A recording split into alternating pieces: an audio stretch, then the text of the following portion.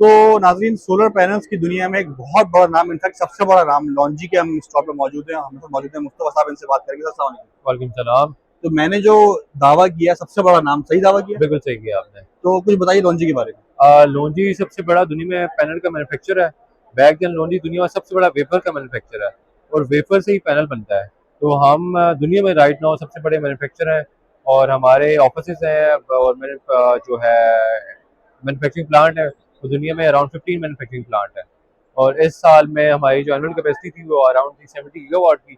उसमें से हम हाईएस्ट हमारी शिपमेंट है 50 गीगावाट की है पूरी दुनिया में। ठीक है मुस्तफा भाई, मुझे बताइए कि क्या मैं अब सही ये अज्यूम कर लूँ कि अब ये बिल्कुल कन्वर्जन का टाइम आ गया है इलेक्ट्रिसिटी से सोलर सोलर पावर की तरफ? बिल्कुल, मैं तो ये कहूँगा हम थोड़ा लेट हो गए हैं। कन्वर्जन हमें सोच थोड़ी देर पहले करनी चाहिए थी, बट हम लेट हो गए हैं स्टिल, क्योंकि राइट नाउ जो फॉसिल की प्राइसेस जा रही हैं प्लस जो फ्यूल की प्राइस आप कह रहे हैं वो काफ़ी ज़्यादा हाई है।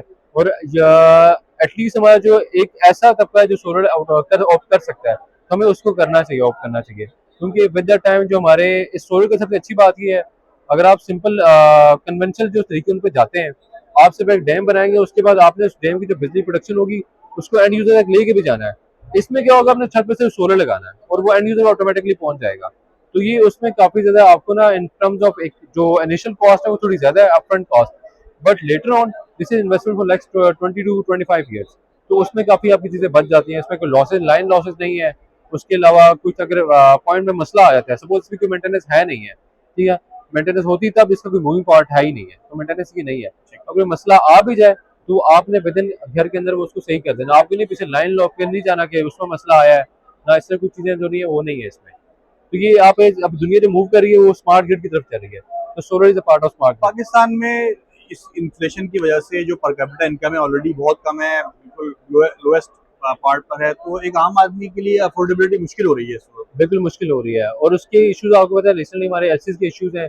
सिंस जुलाई हमारे पास कोई शिपमेंट आ नहीं रही है, वो इश्यूज हैं, बट उसके लिए जो गवर्नमेंट इम्पोर्ट में पाबंदी लगी, इससे कितना इफेक्ट हुई फिर? उससे बहुत इफेक्ट हुई है। मतलब पहले ये था कि लास्ट ईयर हमने यहाँ पे अच्छा खासा बिजनेस किया था, लेकिन इस साल हमने उसका आधा भी नहीं कर सके, क्योंकि जुलाई सेक्शन जुलाई हमने अराउंड 400 मेगावाट शिफ्ट कर चुके थे, बट उसके बाद हम अभी ना कुछ भी नहीं कर सके, हमारा 10 मेगावाट में नहीं था।